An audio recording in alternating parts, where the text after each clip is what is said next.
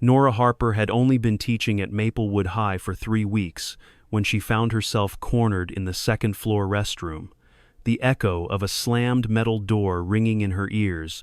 She had come in to freshen up between classes, still adjusting to the building's layout and daily rhythms, when a sudden jolt to her shoulder sent her stumbling. Her reflection in the smudged mirror showed a look of startled defiance, but 3 boys blocked her exit.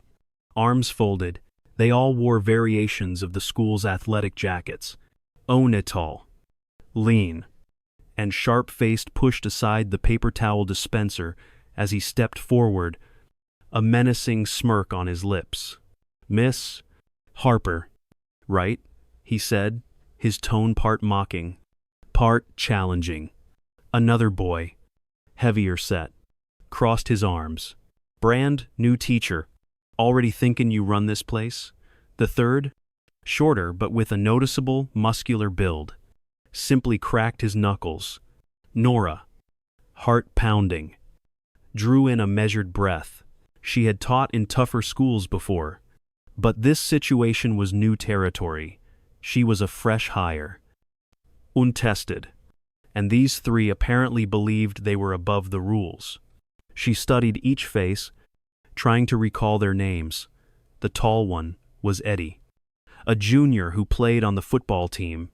The heavier one, Vet, was known for skipping class to hang out by the auto shop. The muscular boy with the short temper was Cole, rumored to be on the wrestling team. She had heard from a colleague that these 3 formed a kind of renegade clique that even the principal tiptoed around. She straightened her shoulders, refusing to show intimidation. "You need to step aside," she said quietly, her words carefully calm. "I need to get back to class." Eddie let out a dry laugh. "Relax, Miss Harper, we just want to chat." His gaze flicked to her name badge, pinned to the lapel of her fitted blazer. "You're new here, so maybe you don't know how things work at Maplewood." He leaned closer, the sharp scent of cologne and entitlement clinging to him. "We're just saying, if you want your time here to go smoothly, you might consider looking the other way when we decide we need flexibility." Nora swallowed, scanning her memory for any clue as to what these boys might be involved in. She recalled overhearing some staff mention that there had been issues with missing equipment from the gym, an ongoing problem that never got resolved. Another rumor suggested a fight club in the old drama storage room. She also remembered talk that Maplewood's administration tried to keep certain unpleasant matters under wraps. Inwardly, she cursed the lack of a thorough orientation, but she kept her chin high and her expression neutral. "Is that so?" she replied, eyes narrowing. "If that's what you believe, you're mistaken." Wyatt snorted. "Look, Miss Harper, you could help us out, or you could complicate things for yourself. Don't be messing with our plans." Cole nodded, slamming his fist into his palm with a loud thump. "Not if you know what's good for you." Nora felt a curl of anger unfurl in her chest. She had taken this job with genuine hope. Maplewood's community needed strong teachers, especially teachers of color, to inspire students who felt overlooked, and yet here she was, on day 15, confronted by bullies who thought they could intimidate her just because they were tall, loud, and comfortable with crossing boundaries. She forced a steady exhale, telling herself not to escalate, at least not in this grimy restroom with no witnesses. "If you have complaints or concerns, you can speak with me outside of class. But threats aren't going to work," she said, her voice unwavering. Eddie flicked the collar of her jacket, ignoring her attempt at composure. "Threats? We're just letting you know your options." A swirl of frustration tightened in Nora's gut. She shifted her stance so she could move quickly if necessary. She eyed the door. Could she slip past them? Wyatt must have read her intent, because he slid over, blocking the exit. "We'll tell you what to do with your lesson plans," he said. "How many tests to give? Which ones to ignore? Maybe we're not the only ones who'll want your cooperation." Nora's jaw tensed. I follow the curriculum set by the district, she replied, not the demands of a bunch of bullies. The word echoed in the small space, as though bouncing off the cracked tiles. Bullies. Cole's eyebrows shot up, and he closed the gap between them, nearly chest to chest. Watch your mouth, he snarled. This is our turf. We say what goes around here. Nora resisted the urge to roll her eyes, though inside she bristled. She was no stranger to confrontation, but typically that came from older colleagues, not from brazen teenagers who apparently thought they ran the halls. She shifted, turning slightly so she could see all three. Last warning, she said. Mauvais acide. A moment of crackling tension passed. Then Eddie motioned to Wyatt. Let her go, he muttered. We've said enough. With slow reluctance, Wyatt stepped back, allowing Nora a small opening. She didn't wait for further permission. She slipped out, feeling her heart hammering as she made a swift exit into the hallway. Once there, she paused, trying to compose herself. A pair of freshmen hurried by, giving her curious looks. No one asked if she was okay. She wanted to storm straight to the principal's office, but a sinking feeling warned her that might not accomplish much. She'd heard rumors that the principal, Mr. Harding, preferred to keep a spotless reputation for Maplewood, even if that meant glossing over major issues. After all, the school boasted high athletic achievements, especially from the football and wrestling teams that Eddie and Cole played a big role in. Nora took a moment to gather herself, then headed to her next class. As she walked, her mind churned with questions. Who was behind this culture of intimidation? Was it just these three? Or was there something bigger lurking beneath the surface? Teaching her afternoon class was a challenge. She found it hard to focus on grading essays about the Harlem Renaissance with the memory of that confrontation fresh in her mind.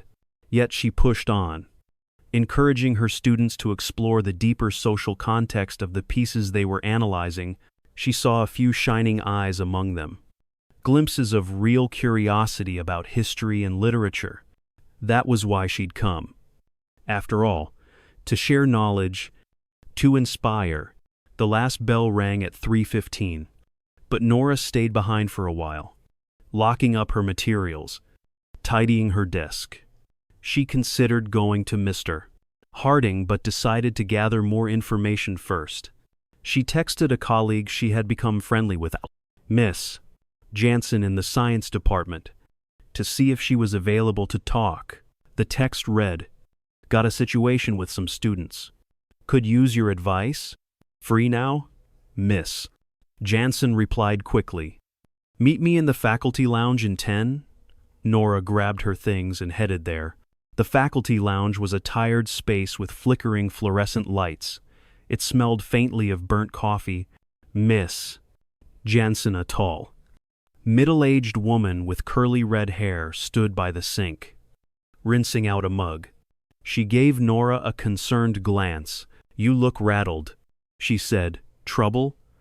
Nora sighed, leaning against the edge of a small round table. "Eddie, Wyatt, and Cole cornered me in the restroom. They basically threatened me, implied I should give them special treatment. Or else, I'm not sure if they're serious or just testing me. But either way, it's unacceptable." Miss Jansen frowned. "I've heard about them.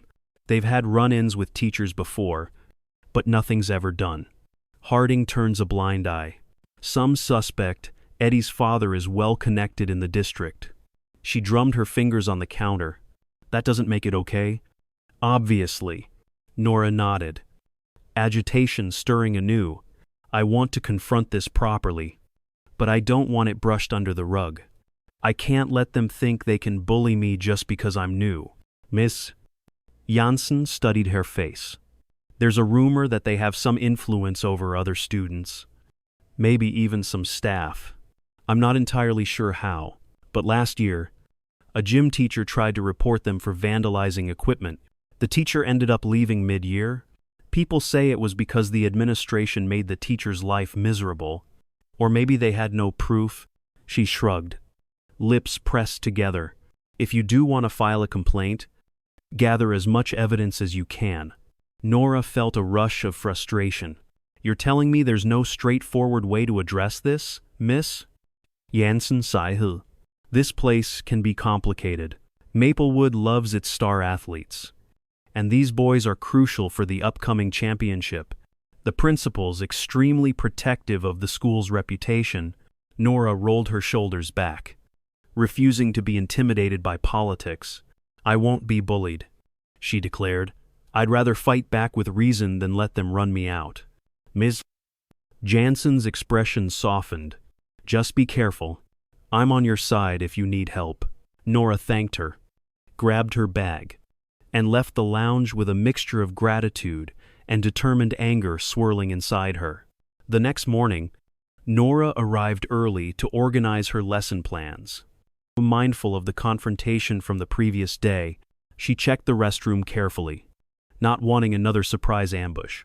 By the first bell, the halls filled with noisy chatter. She braced herself for potential run-ins but managed to get through her first few periods without any sign of the bullies. After lunch, however, she stepped into her classroom to find the projector screen covered in crude graffiti. Someone had scrawled "Go home" in bold marker, along with other insults referencing her race. A slow burn of rage crept up her spine. She looked around to see if anyone had witnessed it. The room was empty. She snapped a few pictures on her phone for evidence, then quickly tried to wipe the marker off. It smeared, leaving a faint shadow of words behind. Her next class was about to start, so she had no choice but to leave it partially visible. A wave of embarrassment washed over her. What would her students think when they arrived? Was she supposed to apologize for something she didn't do? She forced herself to breathe. If the bullies wanted her to feel isolated, she refused to give them the satisfaction. But ignoring it didn't feel right either. As the students trickled in, a few gasped at the remnants of the graffiti. One girl raised her hand timidly. Miss Harper. Who did that? Nora pressed her lips into a tight line. I'm not sure, she said. I'll be reporting it to the administration. She saw a flicker of unease pass through several students, but none ventured to speak further. She proceeded with the lesson on civil rights literature, ironically relevant to the hateful vandalism scrawled across her screen. She tried to focus on the text, weaving in questions about how prejudice can manifest in everyday life.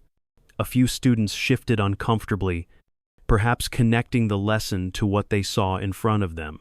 When class ended, Nora hastily cleaned up the last traces of marker, then headed straight to the principal's office. Mr. Harding sat behind an imposing oak desk, scanning something on his computer. He was a short, balding man in his 50s, known for his polished manner. He glanced up, arching an eyebrow. Miss Harper, he greeted. Can I help you? Nora placed her phone on his desk, displaying the photos of the graffiti.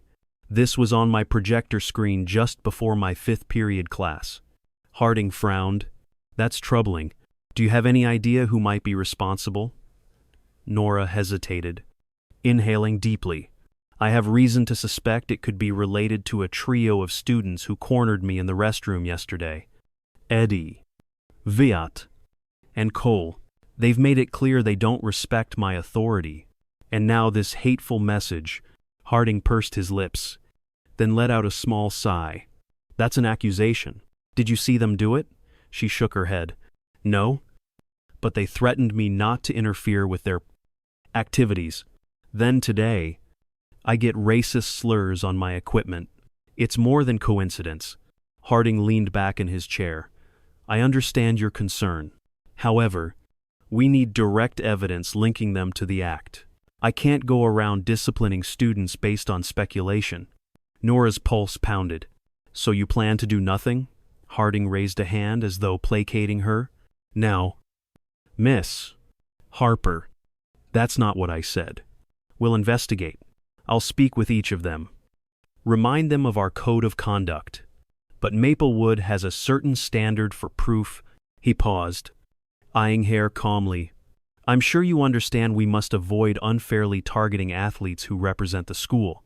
Nora felt heat rise to her cheeks. They threatened me. And now I have this hateful graffiti. Are you saying that's not enough for you to take serious action? Harding gave her a sympathetic look that didn't quite reach his eyes. We'll keep a close eye on them.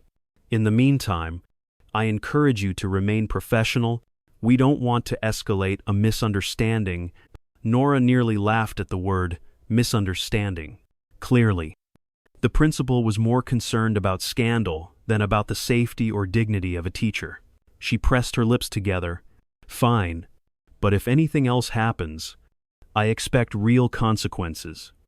Not a tap on the wrist. Harding inclined his head. Understood? She left the office, frustration roaring in her veins.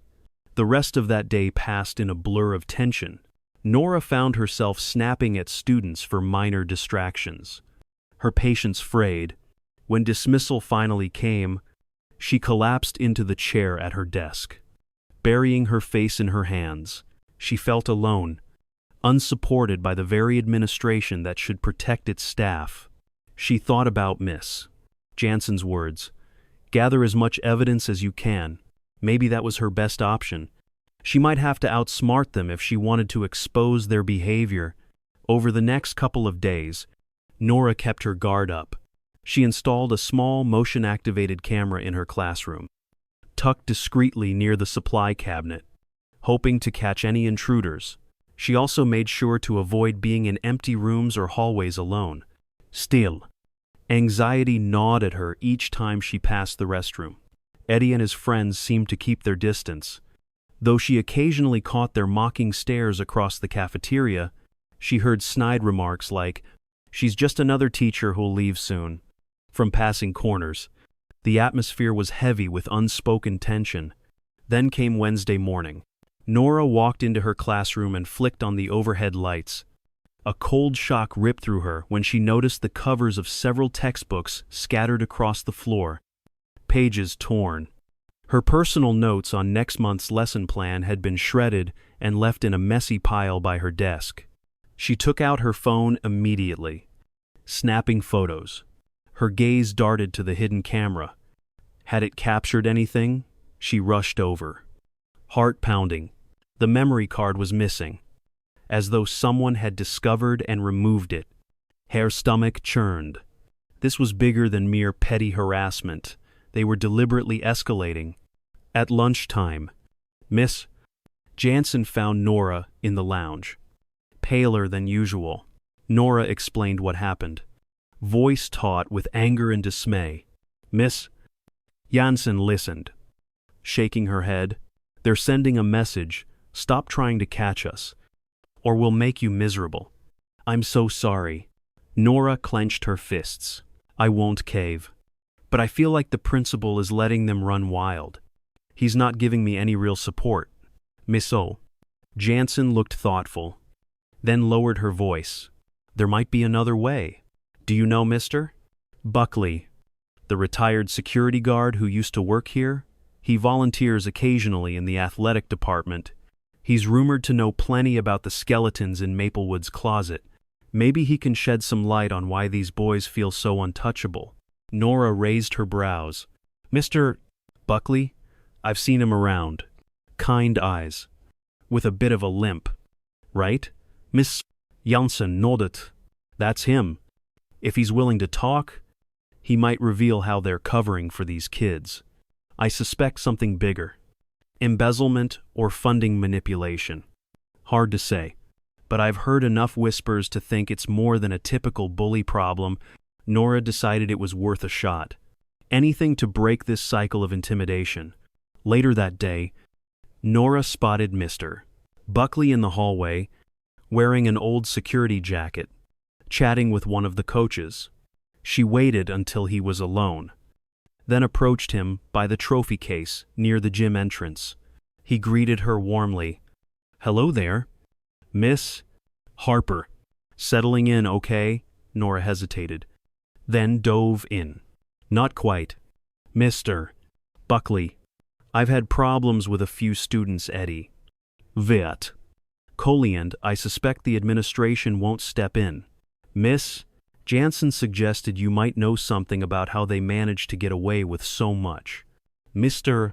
Buckley glanced around to make sure no one was within earshot, then guided her to a quieter corner. You're a bold one, bringing that up in the open. He murmured with a faint chuckle. But yes, I might know a thing or two. Maplewood's been turning a blind eye to certain behaviors for years now. Some students especially, star athlete shave, influential parents or guardians who donate to the school's programs. The principal sees them as untouchable. You cause trouble for them. You risk losing funding for the sports complex, the new library wing. You name it. Nora exhaled, bitterness seeping into her chest. So if they threaten me, there's no official recourse? Mr. Buckley's eyes crinkled sympathetically. I didn't say that. But you'll have to be careful about how you confront them. They'll use their money and connections to hush anything that endangers Maplewood's shining reputation. I saw it happen a few years ago to a colleague of mine.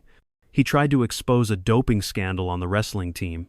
The next thing you know, he was being investigated for inappropriate behavior with a student. Total nonsense.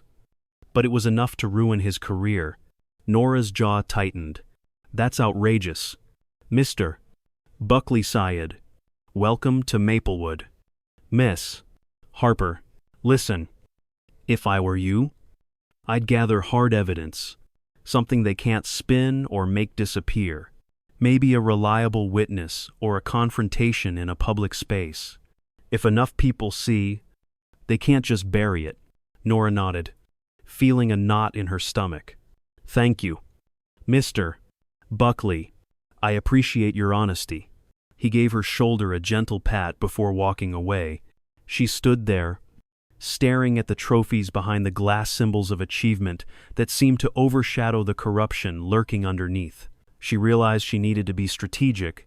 She had no desire to sabotage the school's reputation, but she refused to be bullied into submission. If the administration wouldn't protect her, maybe she had to provoke a situation that would force accountability. Her chance came sooner than expected. 2 days later, as she tidied her classroom after the final bell, she heard a racket in the hallway, shouting, the sound of lockers banging.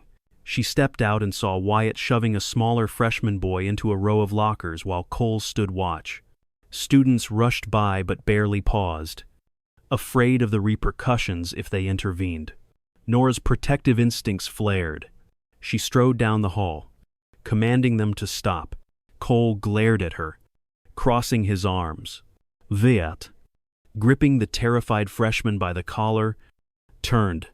Mind your business. Miss Harper, he snarled. Unless you want a piece of this too. The freshman trembled, tears welling in his eyes. Nora's voice came out strong and clear. Let him go. Now. Wyatt chuckled darkly, but he released the boy, who scampered away. Nora positioned herself between Wyatt and Cole, blocking them from chasing after him. At that moment, a small crowd began to gather, other students curious. Miss Jansen among them. Nora glanced around, realizing this was the public space Mr. Buckley had mentioned. If she handled this correctly, she might force the administration's hand. Wyatt smirked, taking a step closer. Don't you ever get tired of meddling, he hissed. Think you can save everyone? Nora didn't move.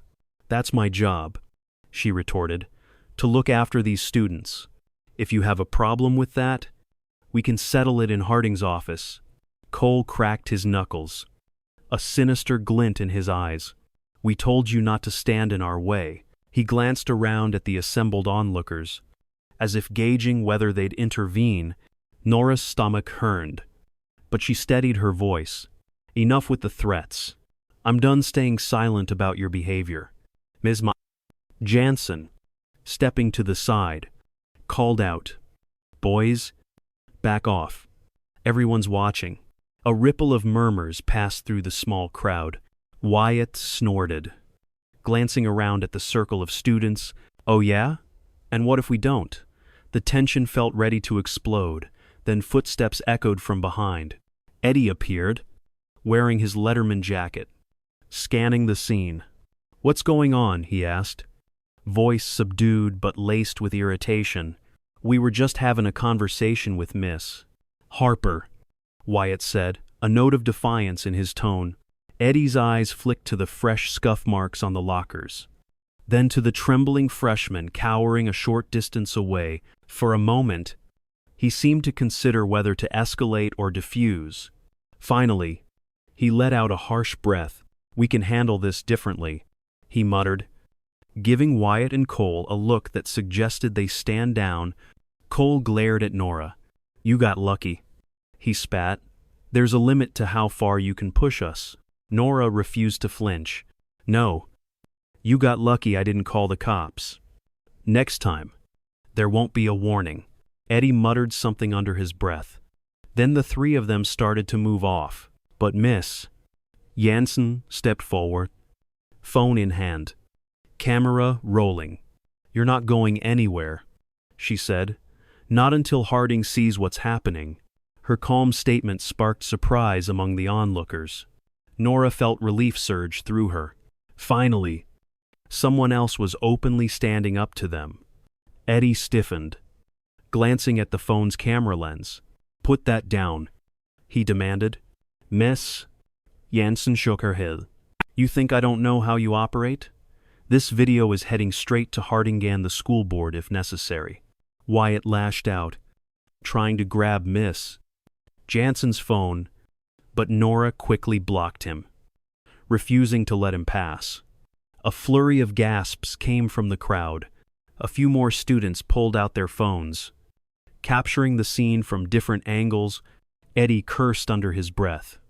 Recognizing that they were outnumbered by cameras, in that moment, the freshman they'd shoved stepped forward and pointed, voice trembling but resolute. "They threatened me. They said if I didn't give them my lunch money, they'd beat me up." A wave of shock rippled through the students. Miss Jansen zoomed her camera in on the boy, who repeated his accusation. Nora's heart pounded. This was it, public exposure. The bullies had no easy way to spin this. Cole looked to Eddie, panic flaring in his eyes. Eddie clenched his jaw, muttering, "Enough, we're leaving." They turned and bolted down the hallway, pushing past the crowd. Miss Jansen lowered her phone, relief evident on her face. "I got it all," she said quietly, showing Nora the recording. Nora nodded. "Adrenaline is still pumping. We need to get Harding. Now." "Oh." They marched down to the main office, a parade of students trailing behind. One by one, they demanded to see Principal Harding. The secretary, flustered by the sudden group, hurried to fetch him. Within minutes, Harding emerged, his expression tense. "What is going on, Miss?" Jansen calmly explained, showing him the video footage. Nora added details about what had happened in the hallway. Harding's face darkened, but Nora couldn't tell if it was from anger at the bullies or annoyance that it had become such a public spectacle. He closed his eyes for a moment, as though resigning himself to the inevitable. "All right," he said. "Let me review that footage more closely." Ms. Jansen sent it to his inbox right there on the spot. Multiple students stepped forward to confirm they had also recorded or witnessed the confrontation. Harding's normally composed demeanor began to crack. He rubbed his temples, glancing at Nora. "I'll call Eddie, Wyatt, and Cole to the office," he said. "We'll sort this out." Nora remained resolute. "They need consequences. Mr. Harding, this can't be brushed aside. They threatened a student, threatened me, and it's all on camera." The secretary answered a phone call at that moment, then turned pale, looking at Harding. "Sir?" "The superintendent's on line 2. He says he received messages from some parents about the hallway incident. He wants to speak with you immediately." Harding looked visibly rattled, but tried to keep his voice neutral. I see. Put him through. He retreated into his office. Shutting the door behind him, Nora glanced at Miss Jansen, who gave a small, hopeful smile. Well, I think we forced his hand, Miss Jansen whispered. The following 20 minutes felt like an eternity. Students crowded the lobby, exchanging hushed updates. The freshman who'd been attacked was called in to give a statement, tears still in his eyes. Nora wanted to comfort him, but also felt the weight of her own exhaustion. Finally, Harding re-emerged, looking drained. He cleared his throat, addressing the gathering. Eddie, Vaught, and Cole have been suspended, effective immediately, he said. There will be an investigation to determine if expulsion is necessary. That decision will be up to the district disciplinary board. A collective hush fell over the students. Then, as though on cue, a flurry of murmurs broke out. Nora felt the tension in her chest begin to ease. She locked eyes with Miss Jansen, who mouthed, "We did it." Harding's gaze skimmed the crowd, lingering on Nora. Miss Harper, I'm sorry for any distress you've experienced. The school will, of course, provide you support and ensure your safety. His words were polite, but his tone held a note of reluctance. He knew this scandal might tarnish Maplewood's sterling reputation, especially with the star athletes now on the verge of expulsion. Nora gave a curt nod, too exhausted to parse his ambivalence. The next day, the entire campus buzzed with the news. Whispers spread about how Miss Harper, the new teacher, had stood up to the infamous trio. Some students applauded her in the halls, grateful to see the bullies finally face consequences. Others eyed her warily, possibly upset about the sports season taking a hit. Nora tried to focus on her teaching, though she felt an odd sense of relief that the threat of physical harm had receded. A few days later, Miss Harper got a visit from one of the assistant coaches who had been quiet during the entire ordeal. He found her in her classroom after school, gave a weary shrug, and admitted that, in years past, staff had turned a blind eye to the trio's actions because they were championship material and their families had powerful connections. We never should have let it get this bad, he said, voice tinged with regret. Maybe if we'd intervened sooner, they wouldn't have gotten so out of control. Nora appreciated the candor, though it didn't erase the damage done. Over the next few weeks, official hearings took place. Witnesses testified, and videos from multiple angles were submitted as proof. The district disciplinary board, citing a zero-tolerance policy on violence and harassment, unanimously recommended expulsion. The local newspaper picked up the story. Maplewood High bullying scandal exposed, 3-star athletes expelled. Read one headline. Nora received messages from parents and even teachers at other schools, thanking her for standing her ground. She was flooded with conflicting emotions, pride that she had made a difference, anger that it had taken such drastic steps, and sadness for the young men who'd thrown away their futures.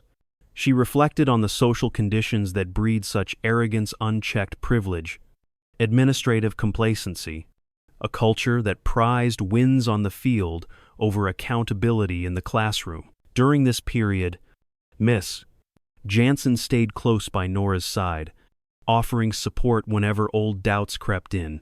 Mr. Buckley, the retired security guard, approached Nora with a slow nod. Heard the outcome? You got them out. At least for now. Maybe that'll send a message to the rest who think they're untouchable. Nora gave a small, weary smile. I hope so, but I'm not naive. There might be more who step into their place if the system remains the same. Mr. Buckley gave a thoughtful hum. That's the truth, but one victory at a time. Miss Harper. A subtle wave of reassurance washed over her. One victory at a time. She could live with that.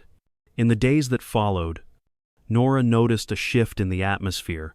The hush that once stifled the corridors began to lift well. Students seemed more willing to speak up if they witnessed harassment. She overheard a conversation in which a sophomore told her friend, "If Miss Harper could face them and win, maybe we can stand up to bullies." 2. That overheard statement made Nora's eyes sting with unexpected tears. She had done more than protect herself. She had sparked a ripple effect. A few staff members who had once kept silent started showing interest in forming a new anti-bullying council. Nora was asked if she'd like to help lead it.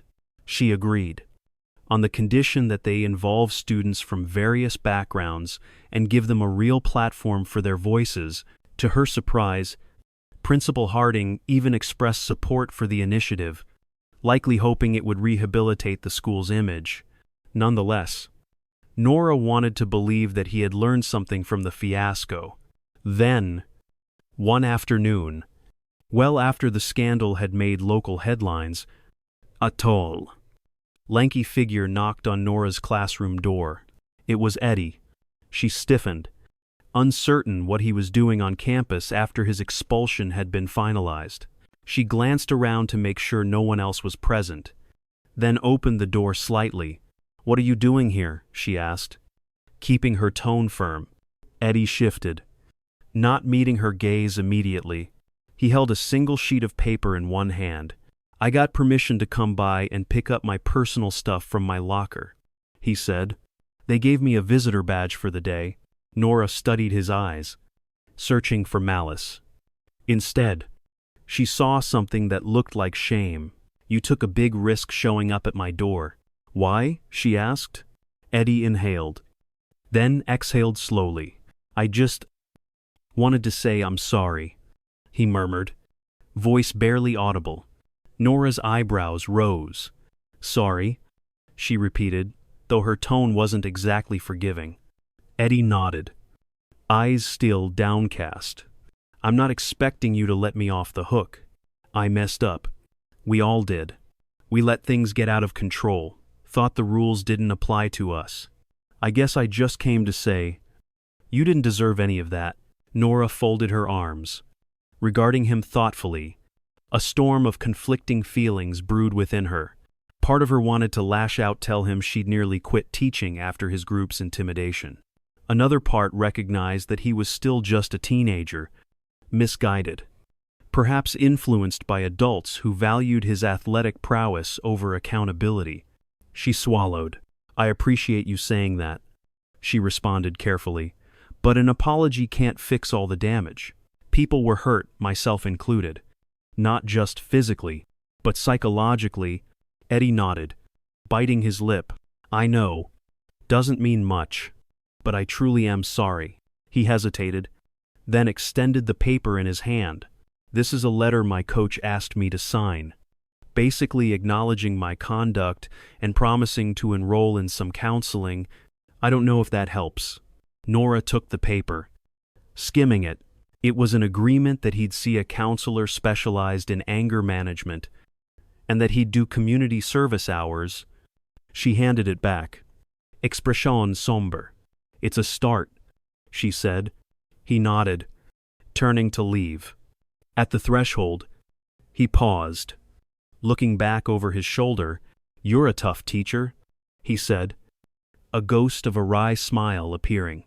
"Hope Maplewood appreciates what they've got." Then he left without waiting for a reply. Nora stood there, absorbing what had just happened. She wondered if he was truly remorseful or just going through the motions. Either way, she hoped for his sake that he learned a lesson. The cycle of bullying had to end somewhere. As the semester wore on, Maplewood High began implementing stricter oversight for its athletic programs. Funding that once poured unchecked into star players was now monitored more carefully. The newly formed Anti-Bullying Council met weekly, with students sharing experiences and brainstorming solutions. Nora often found herself at the front of the circle, guiding discussions. Though it was emotionally taxing, she felt a sense of fulfillment that reminded her why she had chosen this profession in the first place. During one of those meetings, The shy freshman boy who had been shoved by Wyatt stood up to speak. His hands shook as he addressed the group. "I was terrified of them for so long," he admitted, voice trembling. "I thought nobody would ever help me. Miss Harper, you showed me that standing up to bullies can work when we all come together. Thank you." Tears prickled at Nora's eyes. She smiled gently, nodding at him. The group applauded, and she felt a warm rush of relief that maybe, just maybe, the culture at Maplewood was changing. Word spread beyond the school. A local journalist reached out, wanting to interview Nora and Miss Jansen about their experience. Nora was reluctant at first. She didn't want personal glory, just a safer environment for everyone. But Miss Jansen persuaded her, arguing that the story might inspire other educators, so they agreed. The interview took place in Nora's classroom, the walls now free of hateful graffiti, her desk covered in lesson plans about African American literature and social justice movements. Nora spoke candidly about the intimidation she faced, the lack of initial support, and the eventual victory that only happened because of collective action and undeniable evidence. When the article was published online, comments poured in, some praising her courage, others lamenting the state of a school system that could let bullies run amok. Nora tried to focus on the positive feedback, hoping the story might empower more teachers to stand up for themselves, and more administrators to realize ignoring problems only makes them fester. By the time spring arrived, Maplewood High felt markedly different. The halls still bustled with typical teenage drama, but the fear factor that once clung to certain corners had lessened. Wyatt and Cole's names appeared sporadically on social media, with rumors that they'd transferred to a private institution out of state. Eddie occasionally posted about community service projects he was doing, hinting at some personal growth. The administration launched an annual training workshop for staff on recognizing and addressing bullying. Harding publicly endorsed the Anti-Bullying Council, though Nora still sensed he was more concerned about optics than genuine transformation. Nevertheless, the outcome stood. New teachers would have a safer environment, and students would think twice before harassing faculty or classmates. One afternoon, after final exams had wrapped up, Nora stayed late to grade essays on Toni Morrison's influence. The campus was almost empty. The sun was setting, painting the sky in soft pinks and oranges. She heard footsteps in the hall, expecting Miss Jansen or maybe Mr. Buckley. She wasn't prepared for Principal Harding to appear in her doorway. "Working late again, Miss Harper?" he asked, in a voice that almost sounded friendly. Nora closed the folder she was reviewing. "Yes, lots of essays to grade," she said. Harding nodded. Entering the room, "I just wanted to say, you've done a good job. Test scores in your classes improved. There's been less conflict since that situation with the boys was resolved." Nora raised an eyebrow, unsure if that was his version of an apology. "Well, I'm glad the environment's better for everyone." Harding cleared his throat, clasping his hands behind his back. "I also received positive feedback about your involvement with the Anti-Bullying Council. The district is planning a teacher appreciation event next month, and I'd like to nominate you for a recognition award." Nora blinked, startled. Of all the outcomes she'd imagined, being commended by Harding was low on the list. She studied his face for any signs of sarcasm, but he seemed earnest enough. "Thank you," she said, trying to maintain composure. "I appreciate that." Harding gave a stiff nod. "You've proven yourself kite-capable. I hope you'll continue at Maplewood next year." Then he turned to leave, pausing briefly at the doorway. "Good evening, Miss Harper." As he disappeared down the hall, Nora leaned back in her chair, exhaling slowly. She let out a small laugh, more of astonishment than joy. The transformation from near hostility to guarded respect was dramatic, but it signaled that she had indeed forced him to acknowledge issues that needed fixing. She glanced around at her classroom, the faint scent of dry erase markers lingering in the air. She thought back to the first moment the bullies had cornered her in that restroom. The fear, the anger, the sense of isolation. She had been determined not to let them break her spirit or drive her out. And here she was, forging a better environment through a turbulent, painful process. With the final exam period drawing to a close, the last day of school was a whirlwind of excitement. Seniors threw confetti in the hallways. Younger students chattered about summer plans. Nora received a few heartfelt letters from students who thanked her for pushing them academically and standing up for them socially. She packed up her materials, checking the corners of her classroom to ensure nothing was left behind. As she locked the door, a swirl of gratitude and relief filled her. She stepped outside, summer sunshine drenching the campus in warmth. Miss Jansen and Mr. Buckley waved from a distance, calling out good wishes. Nora smiled, returning their wave. Maplewood still had a ways to go in addressing deeper systemic issues. But the worst bullies had been unseated, the administration forced to see reason, and a renewed sense of accountability had taken root. She headed to her car, shoulders lighter, thoughts teeming with plans for the future, improved lesson units, more interactive discussions about race and society, expanding the anti-bullying council. She had come here uncertain but hopeful, nearly been derailed by intimidation, and ended up a catalyst for change. She slid into the driver's seat, started the engine, and glanced one last time at the school building in her rearview mirror. A sense of calm conviction rose within her. She was a teacher who had faced threats, yet she refused to cower.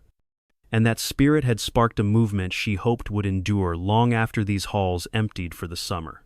Shifting into drive, Nora Harper navigated out of the parking lot, carrying with her a new understanding of resilience and a steadfast belief that standing up for what's right, no matter the odds, could indeed shock every, especially those who never expected a quiet newcomer to turn the tide.